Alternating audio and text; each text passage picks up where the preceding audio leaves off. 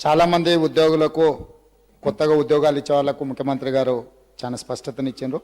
అయితే ప్రధానంగా ఇక్కడ పనిచేస్తూ చిన్న చిన్న కారణాల చేత డిస్మిస్ అయిన వాళ్ళు కూడా వేల మందిలో ఉన్నారు అధ్యక్ష. కాబట్టి ముఖ్యమంత్రి గారు డిస్మిస్ అయిన ఉద్యోగస్తులను చాలా రోజుల నుంచి తిరిగి తీసుకోమని గతంలో చాలా రాజకీయ పార్టీలు అక్కడ వెళ్ళినప్పుడల్లా వాళ్ళకి హామీ ఇవ్వడం జరిగింది.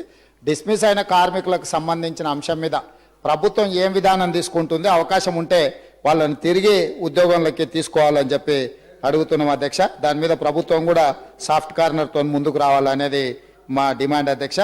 అదేవిధంగా ఇప్పుడు ఓపెన్ కాస్ట్ మైనింగ్ల గురించి ముఖ్యమంత్రి గారు కొంత స్పష్టతతో మాట్లాడడం జరిగింది. ఏదేమైనా ఆదిలాబాద్ జిల్లా మందమారి మండలం ఎర్రగుంటపల్లి గ్రామంలో 230 రోజుల నుంచి ఓపెన్ కాస్ట్ మైనింగ్కు వ్యతిరేకంగా దీక్షలు చేస్తున్నారు. ఆ గ్రామంలో ప్రభుత్వ పరంగా కానీ సింగరేణి పరంగా కానీ ఆ గ్రామస్తులను కలిసి, ఎందుకంటే ఆ ఎంటైర్ గ్రామాన్ని మొత్తం తరలించాలి. రిహాబిలిటేషన్ విషయంలో మరి ప్రభుత్వం వాళ్ళకి ఏం చేయదలుచుకున్నది, వాళ్ళు కంటిన్యూస్గా దీక్షలు చేస్తున్నారు. కాబట్టి ఆ గ్రామస్తులను మరి సంస్థ తరఫున ఎవరైనా వెళ్ళి మాట్లాడి ఆ సమస్యకు పరిష్కారం చూపించాల్సిన అవసరం ఉన్నది అధ్యక్ష. అదేవిధంగా ఈరోజు సంస్థ బ్రతకాలంటే సంస్థకు పాత బకాయిలు వసూలు జరగాలి. ఈరోజు ఈ సంస్థకు మరి నాకున్న సమాచారం మేరకు సబ్జెక్ట్ టు కరెక్షన్ 16,000 కోట్ల రూపాయల టర్న్ ఓవర్ ఉంటే 5,300 కోట్ల బకాయిలు ఉన్నాయి సింగరేణికి.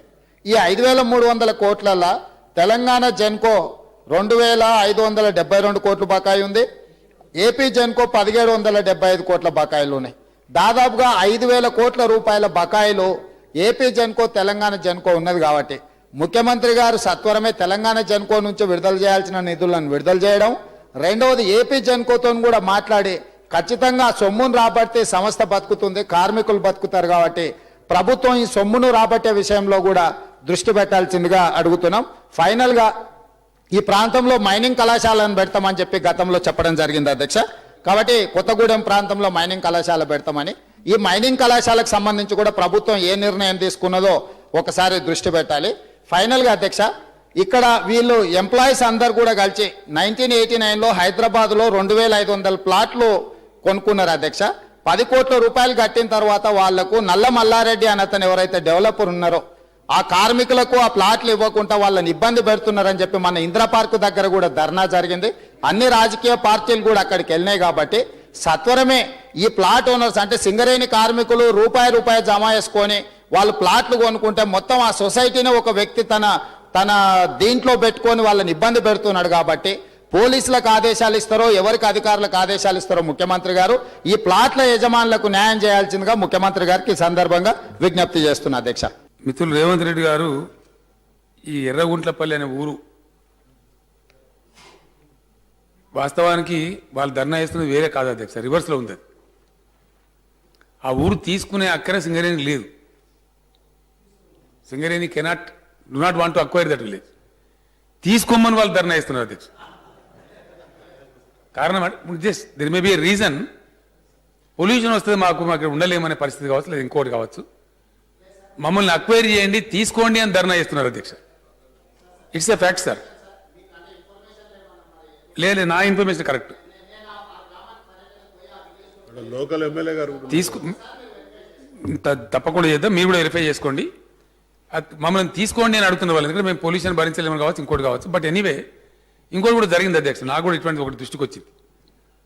మన ఎన్టీపీసీ పక్కకుంది అధ్యక్ష, పెద్దపల్లి నియోజకవర్గంలో ఒక గ్రామం ఉంటుంది. ముందు వాళ్ళకి ఏం రాదన్నారు, పాపం ఆ పరిధిలో రాదని వాళ్ళకి విలేజ్ అక్వైర్ చేయలే. ఉద్యమంలో భాగంగా నేను పోతా ఉంటే మీరు కొద్దిగా చూసిపోయిన సార్ నేను పోయిన అధ్యక్ష. తెల్లారులేసాక కాటేడు బూడిది పేరుకొని పోతూ ఉంటుంది. యాష్ ఫ్రీ అని వాళ్ళు అన్నారు, కానీ యాష్ ఫ్రీ లేదు. ప్రాక్టికల్గా చూస్తే ప్రొడక్షన్లోకి వచ్చాక చూస్తే పేరుకపోతుంది. నన్ను అడితే నేనే డిమాండ్ చేసి పెద్ద గందరగోళం చేసిన అధ్యక్ష, దీన్ని తీసుకోవాలి, విలేజ్ని రిహాబిలిట్ చేయాలని చెప్పి. ఏదైనా ఎర్రగుంటపల్లి గ్రామం కథ ఏందో అది తప్పకుండా అక్కడ ఎమ్మెల్యే గారు కూడా చెప్దాం, ఆ జిల్లా మంత్రి గారు కూడా రాసుకున్నారు. ఇప్పుడు అది ఏం చేయాలనో తప్పకుండా దానికి రిలీఫ్ వచ్చేట ఆ ప్రజలకు లాభం జరిగేట్టు చేద్దాం అధ్యక్ష. సింగరేణికి రావాల్సినటువంటి బకాయిల గురించి చెప్పిన మిత్రులు, అది కూడా కరెక్టే. అది ఆంధ్ర రాష్ట్రం మనతో పెడుతున్నటువంటి పంచాయతీ యొక్క పంచాయతీ అధ్యక్ష. ఆంధ్రప్రదేశ్ రాష్ట్రానికి మనకున్న తగాదా, ఆ పవర్ ఇస్తామని ఇయ్యమని ఇక రకరకాలుగా వెరసి వాళ్ళు బకాయి పెడుతున్నారు, మనం కూడా బకాయి పెడుతున్నాం. అది తెగకపోవడం వల్ల అది ఈ మధ్య బహుశా ఆంధ్రప్రదేశ్ ముఖ్యమంత్రి గారు నాకు మొన్న మాట్లాడినారు రాజ్భవన్లో. ఒక ముగ్గురుతో వాళ్ళ సభ్యుల్ని కమిటీ చేసిన అధ్యక్ష. ఈ పంచాయతీ ఇట్లున్నాయి కదా, మన ఇంటికి నేనన్నా పరిష్కారం చేసుకుందామా, ఎందుకు అనవసరంగా అని చెప్తే మంచిదన్నారు. వాళ్ళు ఒక ముగ్గురు మంత్రులతోని మనం కూడా ఒక 3 మంత్రులతో కమిటీ ఇచ్చినాం. బహుశా వాళ్ళు ఈ షార్ట్ పీరియడ్లో మీట్ అవుతారని అనుకుంటా ఉన్నా. Once they meet so many issues will be resolved. I think this issue also will be resolve so that Singareni gets the dues. అధ్యక్ష, ఇంకోటి మిత్రులు డిస్మిస్డ్ ఎంప్లాయ్ గురించి చెప్పినారు. డిస్మిస్డ్ ఎంప్లాయీస్ విషయంలో నాకు కూడా వారికి ఉన్న అభిప్రాయమే ఉండే. కానీ ఎంప్లాయీ డిస్మిస్ కావడానికి అధ్యక్ష చాలా కారణాలు ఉంటాయి, ఇండిసిప్లిన్ కూడా ఉంటుంది. మనం కూడా ఎగ్దం అరాచకాన్ని ప్రోత్సహించడం కూడా మరి సంస్థ నడవదు. డిస్మిస్డ్ ఎంప్లాయీస్లో న్యాయబద్ధంగా ఉంటుంది. నాకు మా ఓదేల్ గారు కూడా చెప్పినారు ఒకసారి, కొద్దిమంది ఉన్నారు వాళ్ళని అన్యాయంగా తీసేసినారు, వాళ్ళని తీసుకోవాలని చెప్తే నేను చెప్పినా వాళ్ళని పరిశీలించి సానుభూతి తీసుకున్నారు అధ్యక్ష. దీని మీద నేను టోటల్గా రిజెక్ట్ చేస్తలేను. డిస్మిస్డ్ ఎంప్లాయీస్లో ఎవరైనా అక్రమంగా అన్యాయంగా తొలగించబడి ఉంటే, అధికారుల యొక్క తప్పుల వల్ల, అధికారుల యొక్క అహంకారపూరిత వైఖరి వల్ల తొలగించబడి ఉంటే వాళ్ళకి న్యాయం చేద్దాం. కానీ టోటల్ మాత్రం నేను అష్యూరెన్స్ ఇవ్వలేను అధ్యక్ష. ఎందుకంటే వాళ్ళు డిసిప్లిన్ కూడా మెయింటైన్ కావాలి. ఇంత పెద్ద సంస్థలో ఇండస్ట్రియల్ రిలేషన్ మెయింటైన్ కావడంతో పాటు డిసిప్లిన్ ఉంటేనే సంస్థలు ముందుకు పోతాయి. కాబట్టి అంతకు మించి నేను వాగ్దానం చేయలేను. కానీ ఎవరికైనా అన్యాయం జరిగితే మట్టుకు అప్లై చేయమని చెప్పండి ఎండి గారికి. సానుభూతిని పరిశీలించి తప్పకుండా అన్యాయంగా కనుక తొలగించబడితే వాళ్ళకు న్యాయం చేస్తారు అధ్యక్ష. హరీష్ రావు గారేమో సిద్దిపేటలో గుట్టు చప్పుడు కాకుండా 2000 ఇండ్లు కట్టుకుంటున్నాడు అధ్యక్ష. మరి మా దగ్గర మీరు కాదు, మీరు ప్రజలకు కట్టిస్తున్నారు. మేము ఎమ్మెల్యేలం కాదు అధ్యక్ష. మరి మేము కట్టేది అధ్యక్ష. మా దగ్గర ఉన్న ప్రజలు ఆంధ్ర ప్రజలు అధ్యక్ష, తెలంగాణ వాళ్ళు కాదా?